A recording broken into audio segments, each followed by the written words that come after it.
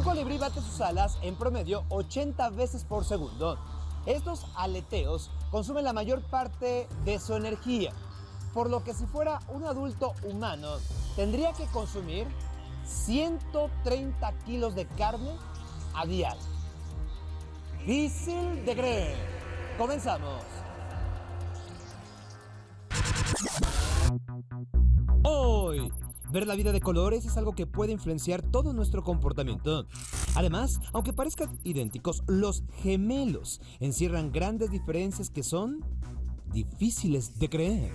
Y también las enfermedades psicológicas que están haciendo estragos en nuestra sociedad. Todo será DDS.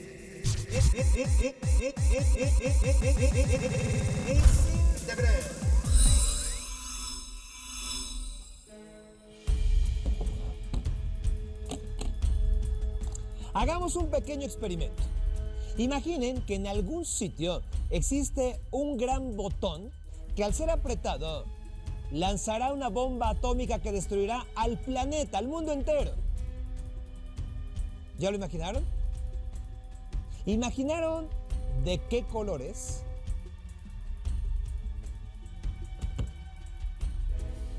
De seguro, la mayoría de ustedes imaginaron un botón de color rojo como este.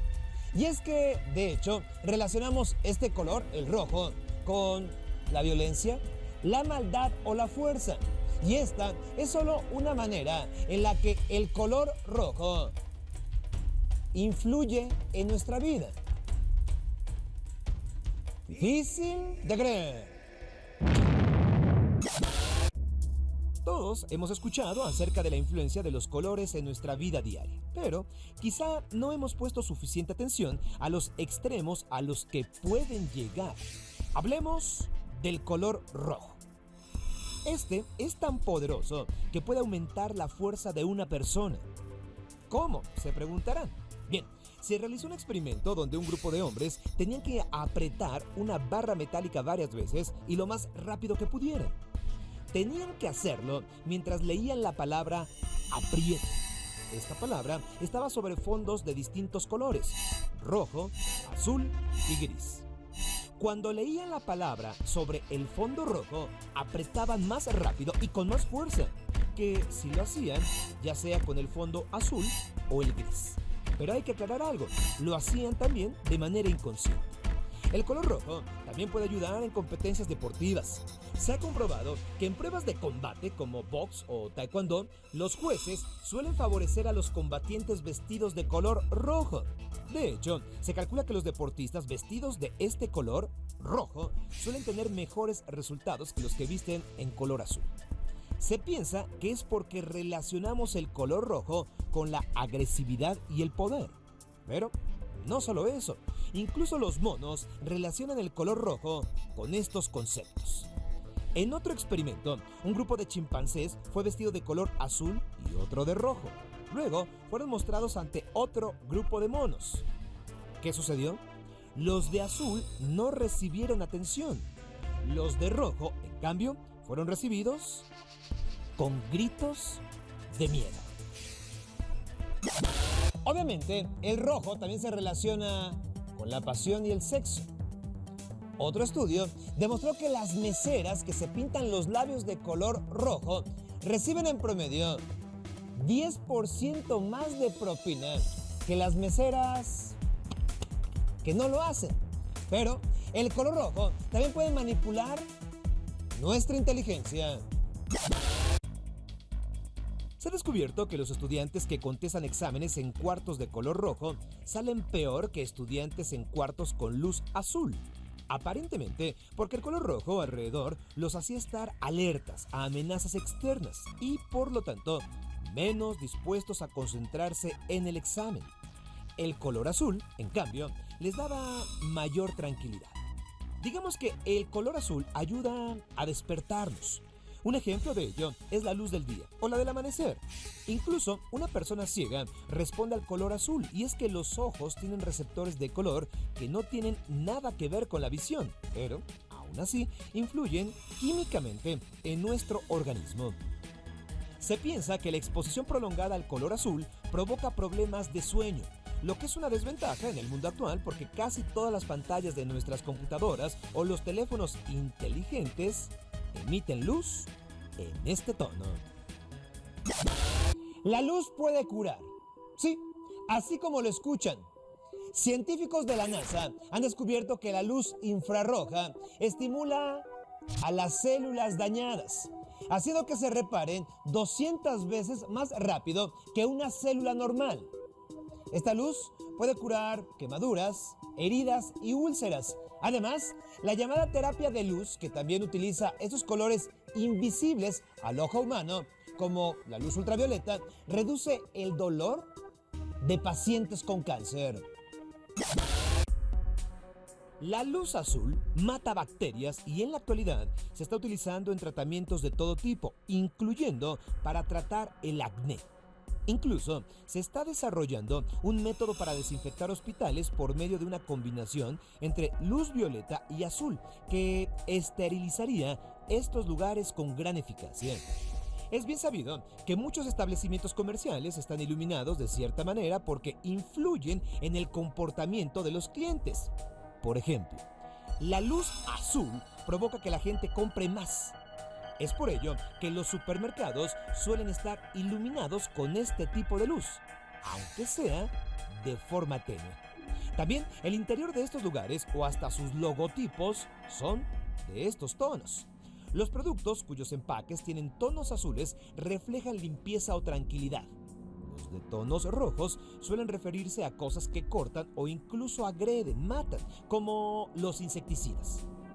Y por supuesto, es bien sabido que los restaurantes de comida rápida suelen favorecer los tonos anaranjados porque estos provocan que los clientes se queden menos tiempo en ellos.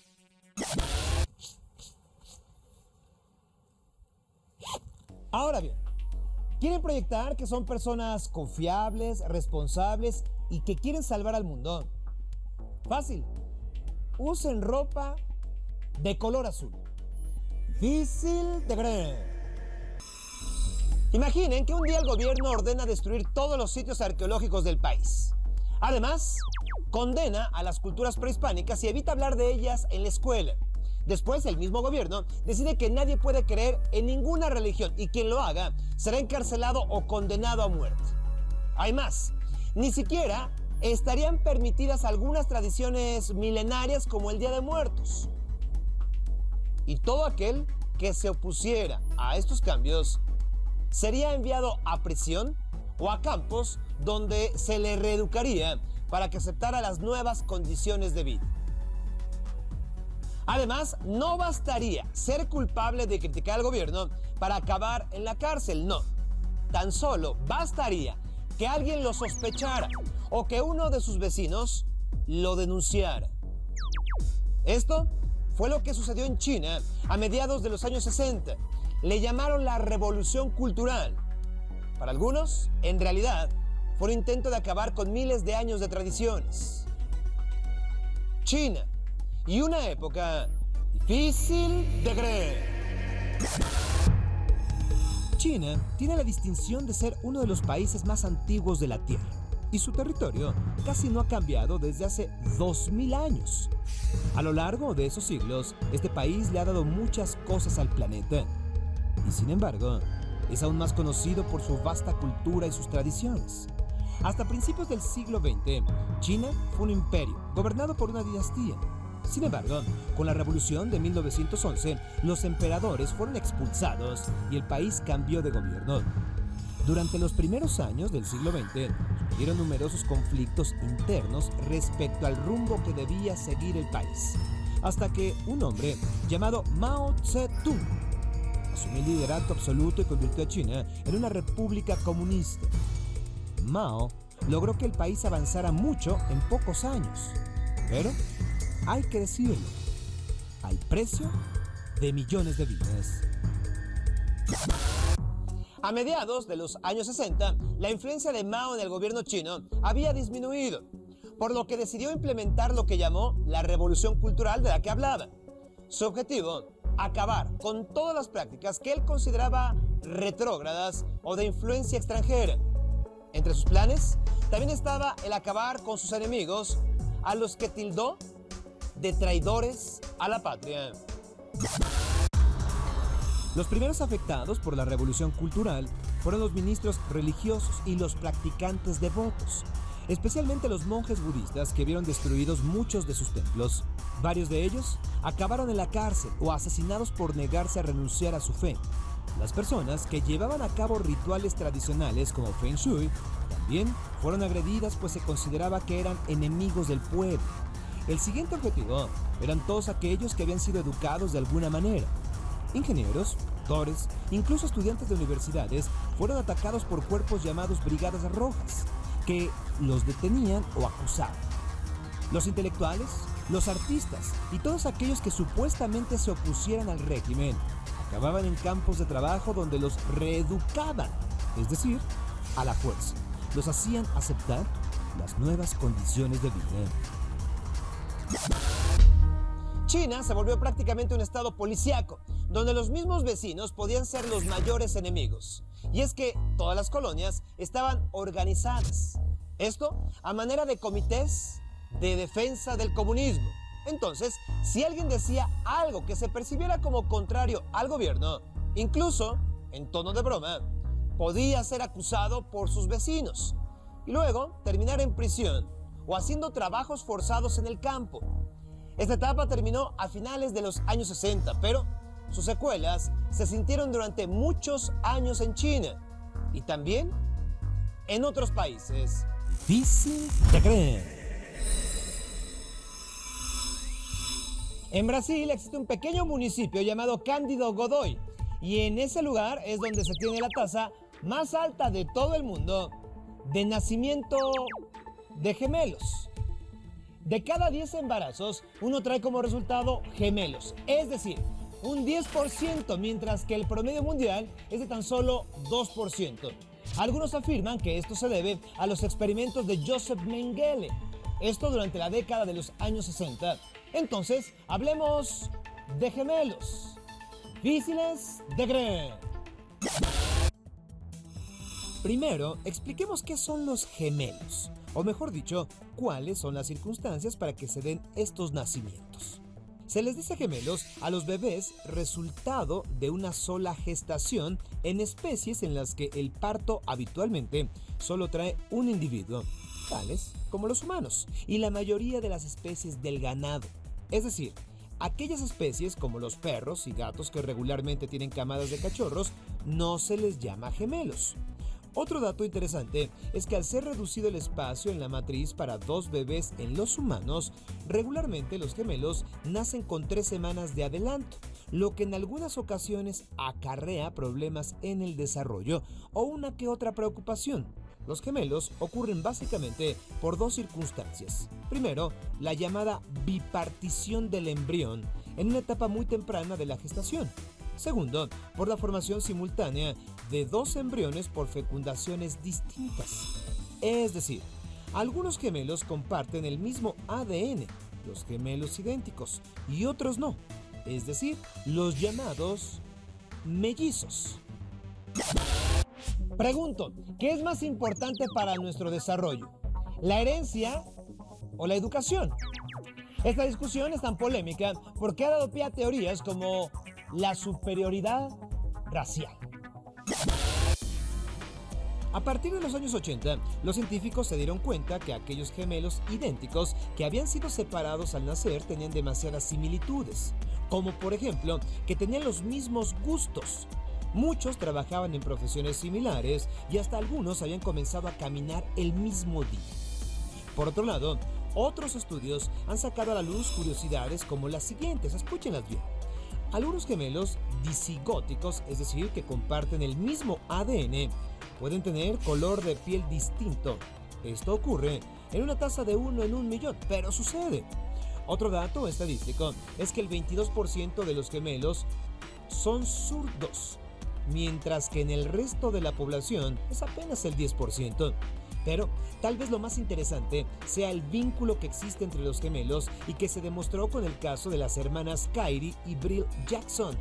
Estas gemelas nacieron con una diferencia en el peso de solo 80 gramos y la más pequeña tenía muchas dificultades para sobrevivir, por lo que los especialistas previnieron a la familia sobre la posibilidad de que la más débil perdiera la vida, que falleciera. Sin embargo, una enfermera tomó la decisión de ponerlas juntas en la incubadora. De inmediato, la más pequeña y enferma se calmó y la más grande pasó su brazo sobre su hermanita. A los pocos días, las dos estaban completamente sanas. Aunque los gemelos comparten muchas cosas, las huellas digitales no entran en esa categoría, ya que aún los gemelos idénticos tienen huellas digitales diferentes. Existen varios mitos sobre los gemelos, como que si en la familia ya ha habido gemelos, esto aumenta la probabilidad de que se tengan, pero eso no es verdad. Otro mito dice que los gemelos sufren exactamente de las mismas enfermedades. Eso también es falso. Inclusive, hay casos en que el gemelo sano ayuda al enfermo con trasplantes. Por otro lado, las relaciones entre gemelos pueden ser difíciles de creer para la mayoría de la gente y con ello las decisiones que toman. Por ejemplo, el caso de Mark y Eddie Berbesen, estos gemelos de 45 años de edad habían vivido siempre juntos, compartiendo, entre otras cosas, su sordera. Por lo que cuando les anunciaron que perderían de manera gradual la vista, los hermanos no pudieron soportar la idea de no verse ni escucharse más. Así que, ateniéndose a la ley de eutanasia aprobada en Bélgica, desde el 2002, solicitaron a los doctores que les ayudaran a morir el 14 de diciembre del año 2012. Este caso, desde luego, reavivó la discusión sobre la eutanasia en aquel país. Otro caso polémico sobre gemelos es el que protagoniza la argentina Edith Casas, quien desea contraer matrimonio con Víctor Cingolani, quien está condenado a 13 años de prisión por haber matado, ¿saben a quién? A Joana Casas, la hermana gemela de Edith. Las autoridades suspendieron la boda, alegando que la gemela tenía problemas mentales para querer casarse con el asesino de su hermana. Sin embargo, el caso está todavía a discusión, ya que las pruebas psicológicas no han encontrado que Edith esté actuando de manera irracional, siendo que ella alega la inocencia de Víctor.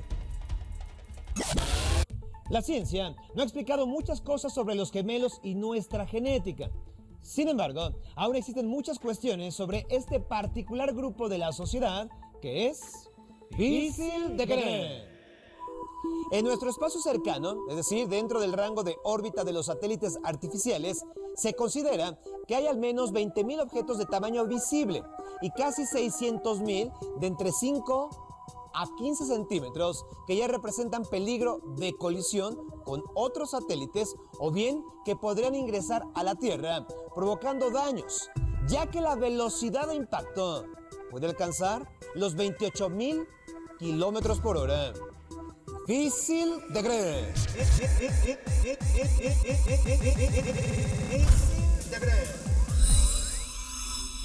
Las preocupaciones frente a circunstancias que no se pueden expresar con palabras se acumulan, hasta que llega el momento que explotan y salen a la superficie mediante dolencias físicas.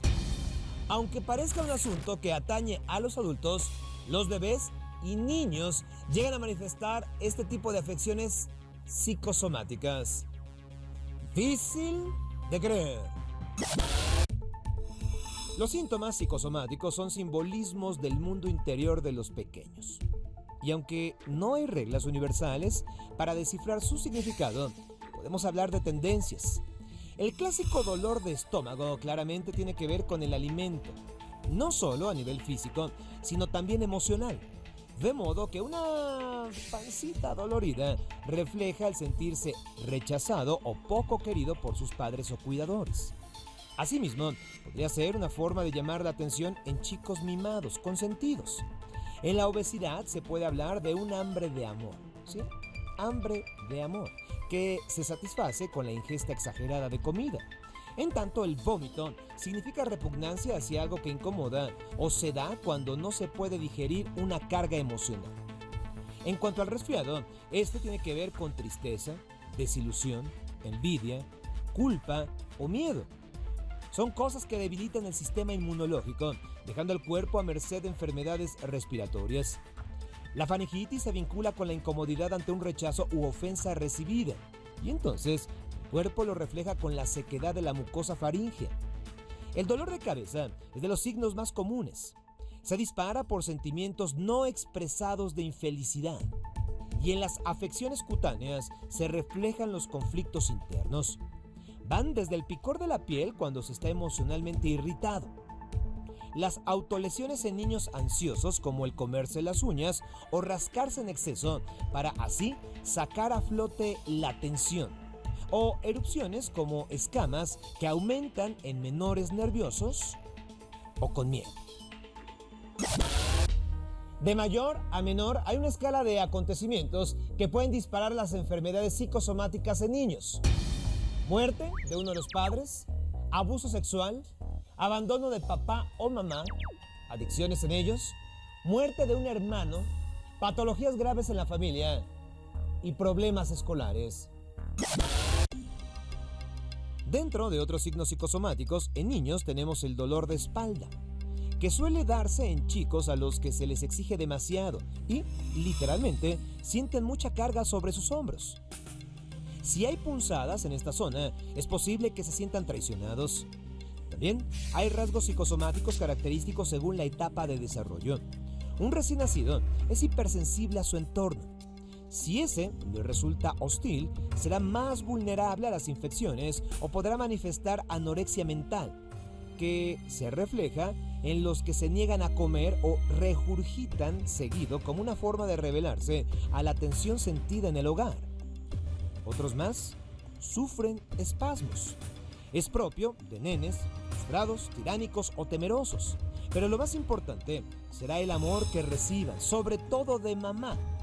Este es el escudo protector por excelencia contra lo psicosomático. El abuso, falta de afecto, indiferencia y maltrato enferman. El psicoanalista René Spitz observó reacciones adversas en los cuerpos de lactantes que habían sido abandonados o quedado huérfanos, como cólicos recurrentes, menor estatura y retraso en el desarrollo de su cerebro. Incluso hubo algunos que llegaron a morir por la falta de amor, de afecto, de cariño, de caricias, besos y apapachos. Otro momento crucial es cuando el menor pasa de la dependencia a su primera independencia, alrededor de los 2 años de edad. Etapa que necesita sentir que puede ir soltándose de mamá, pero que contará con ella a fin de minimizar la angustia por la separación.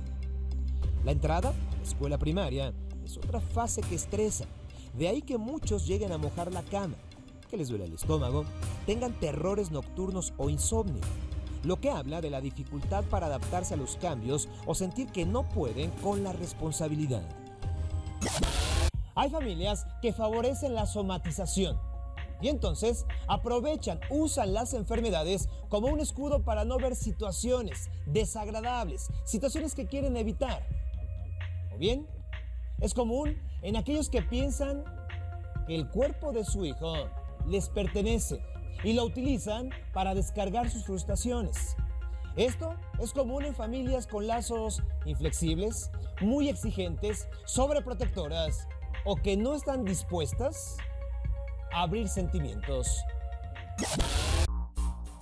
Mención aparte merece el llamado espasmo de glotis, una afección psicosomática que muchas veces se confunde con epilepsia. Se caracteriza por reacciones de ira, respiración agitada, pérdida de conciencia como producto de una falta de oxígeno en el cerebro y a nivel emocional como una vía de escape ante lo que frustra, aunque luego de unos segundos el niño se reanima como si nada hubiera pasado. Esta puede presentarse en el segundo año de vida cuando el chico se siente ambivalente entre su deseo de autonomía y el estar protegido por la mamá. Otra afección psicosomática de cuidado, aunque suele ser rara, es la rectocolitis ulcerosa hemorrágica. Se trata de un padecimiento que se da en infantes de 1 a 3 años de edad. Surge con una diarrea de larga duración con dolor abdominal intenso y hemorragias intestinales. En su parte psíquica se detona por una pérdida real o imaginada o por la incapacidad para expresar enojo. De menor gravedad está el estreñimiento y encopresis o defecación involuntaria, que surgen en chicos que se rebelan y oponen a ciertas situaciones familiares. A veces, las madres de estos niños suelen tener conflictos relacionados con la limpieza, de ahí que la reacción del hijo sea, al contrario, en la línea de la suciedad. El asma, por su parte, llega a tener un origen psicosomático. De hecho, hay pacientes cuya reacción alérgica cesa al cambiar de un ambiente disfuncional por uno funcional. Ante cualquier manifestación de este tipo, se sugiere acudir con un especialista en salud mental, ya que podría tratarse de otras enfermedades, como por ejemplo, alexitimia. Repito, alexitimia, que es la imposibilidad de registrar o expresar emociones. Al final, hay que escuchar al cuerpo, porque nunca miente. Difícil de creer.